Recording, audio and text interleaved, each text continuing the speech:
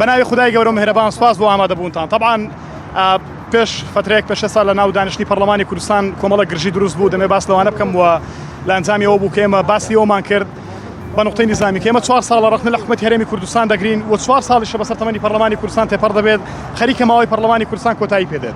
پرسیارێکی جدی هەیە کە من ڕوبەڕووی سەرۆکاتی پەرلەمانم کردووە کە بەڕێز هەیە من هەورامی سەرۆکاتی دانیشتنی پەرلەمانی دەکرد و من ئاڕاستی جەنابیانم کرد. پێم وتن کە پەرلەمانی کوردستان کە لە ئاستی داخوازی خەڵکی کوردستان نەبێت هەبوون و نەبوونی وەکو یەکتری وایە. ئەگەر پەرلەمانێک نەتوانێت وەزیر بتوانێت بڕیار دەربکات، پەرلەمانێک کە دەنجی گەلی کوردستان نەتوانێت بڕیار دەربکاتن پەرلەمانەمان بۆ چییە؟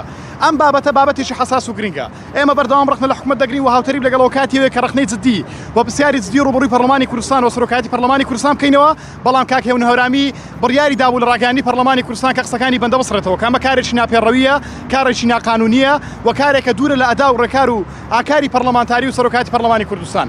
بۆیە من لێرەوە دێڵم وەڵناو قاعی پەرلەمانی شەم قسانم کرد و دووبارەی دەکەمەوە.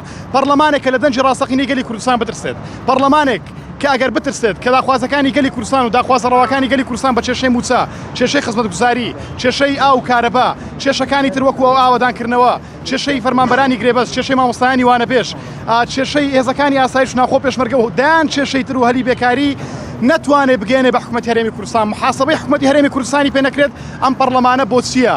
پەرلەمانێک کە نەتوانێت داخوازی خەڵکدا بێ. بەڕێزیان وتی بۆچی استقالە ناکەین تێگە ڕازگۆن؟ بەڵێ ئێمە ڕازگۆین، ئەوان ڕازگۆنین کە نانتوانیوە لە ئاستی داخوازەکانی گەلی کوردستان دابن، نانتوانیوە لە ئاستی خواست و بژێوی و گزەرانی خەڵکی کوردستان دابن.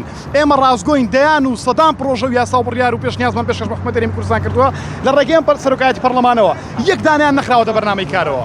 هەتاوەکو ئێستا سەرۆکایەتی پەرلەمان بە دیاریکراوی نەیتوانیوە بەرنامەیەکی کاری وا دابنێت کە ئەمان چارەسەر بکات. بۆ ئێمە پێمان وتون و لێرەش دێڵێنەوە ئایا پەرلەمانی کوردستان فەرمانگەیەکە لە حکومەتی هەرێمی کوردستان بۆ مشتە بگەڕێتەوە بۆ حکومەت یان مۆسسەیەکی سەربەخۆیە؟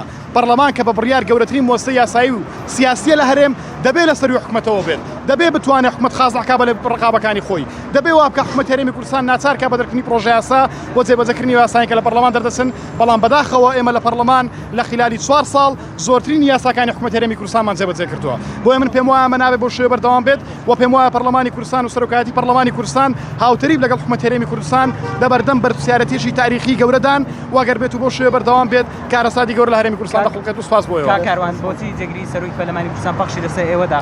خۆی ئەمە خۆی کارەساتە جێگری سەرۆکی پەرلەمان بە دیاریکراوی پەرلەمان نایڵێت کە ئەم میدیا ئازادە نەبێن ناو پەرلەمانی کوردستانە و پەرلەمان کە دەنجی خەڵکی کوردستانە، پەرلەمانێک کە بە هەڵبژێردراوی گەلی کوردستانە ڕێگە نادا هاوڕێ ڕۆژنامەنووسەکانمان بێنە ناو پەرلەمانەوە بۆی تەختەی دانیشتەکانی پەرلەمان بکەن. دەی پەرلەمان بەرهەمی خوێنی شەهیدانە، بەرهەمی پێشمەرگەیە، چۆن ڕێگە ناو پەرلەمان چۆن ڕێگە لەوە دەژرێت کە ئازادی ڕادەربڕین قەتیس بکرێت و ڕێگەی پێ نەدرێت. قسەکانی ئێمە ڕەش دەکرێتەوە بەداخەوە دەسڕێنەوە لە دانیشتەکانی پەرلەمان، چونکە پەخش سارێک لە دواوەیە ئێمە نازانین بۆچی ئێمە دەکەن. ئەگەر بەڕاستی پەرلەمان لە دەنجی ڕاستەقینەی گەل دەترسێت با پەرلەمان ڕێگە نەداکە ئێمە قسە بکەین و سپاس بۆیەوە دەستان خۆش.